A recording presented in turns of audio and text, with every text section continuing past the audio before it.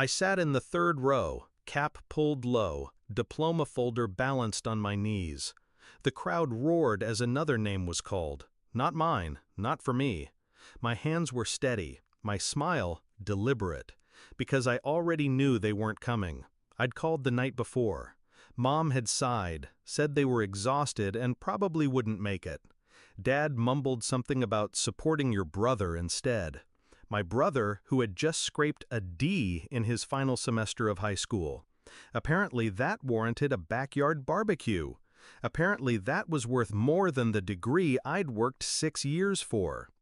I remember when their approval mattered. When I was 9, I won my first writing contest. Dad said, "That's nice, but your brother scored 2 goals today." Mom nodded, eyes already on him.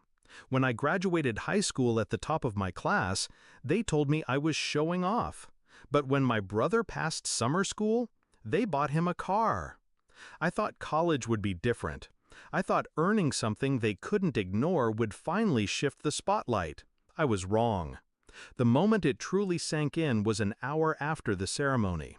The graduates had spilled into the courtyard. Families hugged, cameras flashed, flowers changed hands.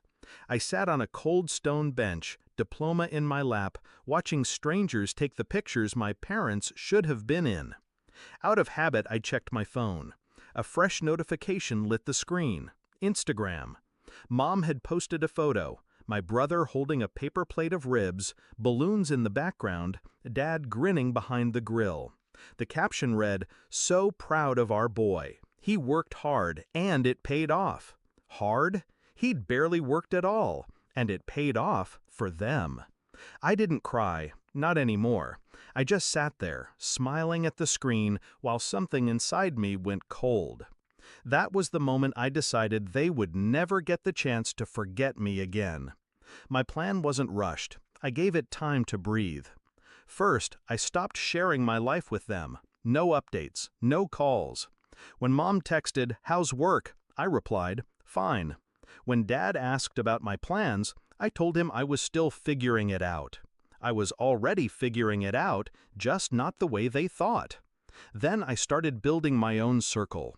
People who saw me, valued me, mentors, colleagues, friends who'd fought for their own place in the world. And slowly, I made myself scarce. Holidays? I was busy. Birthdays? Can't make it. They noticed, eventually, but by then I'd already built my exit. The real move came 2 years later. I'd landed a promotion that came with relocation, a new city, new job, better pay than I'd ever imagined. And with it, control over my own guest list. I announced it casually in the family group chat. "I'm hosting a small dinner before I leave. Would love to see you there." They replied instantly. Mom sent heart emojis. Dad said they were proud. My brother joked about finally visiting for free food. I booked the most expensive restaurant in town. Private room, curated menu, champagne waiting. The night of the dinner, they arrived dressed like they were meeting royalty. Smiling, hugging, acting like we'd always been close. I let them. We ate. We laughed, lightly, politely. I spoke about my new position, the city, the opportunities. I watched their eyes widen as I mentioned the salary. Then I put down my glass.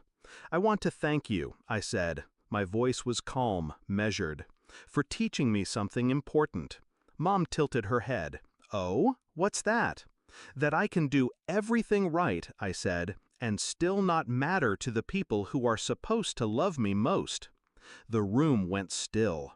I didn't raise my voice. I didn't cry. I just looked at them, one by one, letting the silence bite. "You didn't come to my graduation," I continued. "You forgot. But you remember to host a party for a D?" That told me exactly where I stood. Mom stammered. Dad started to speak, but I held up my hand.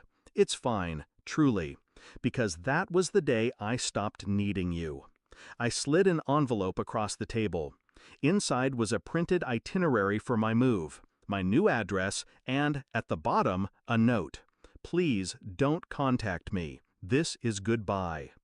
They stared at it like it was a weapon. In a way, it was. I stood, smoothed my dress, and left them sitting there with their untouched champagne. I didn't look back. That was 3 years ago. They've tried to reach me. Calls, emails, letters sent through relatives. I don't respond. They see pieces of my life online, filtered through what I choose to show strangers. They don't know where I live, who I love, or how far I've gone without them. Sometimes I think about that day on the stone bench. The sound of other people's cameras clicking. The weight of my empty hands. And then I remember the look on their faces when they realized they'd lost me for good. That's the picture I keep.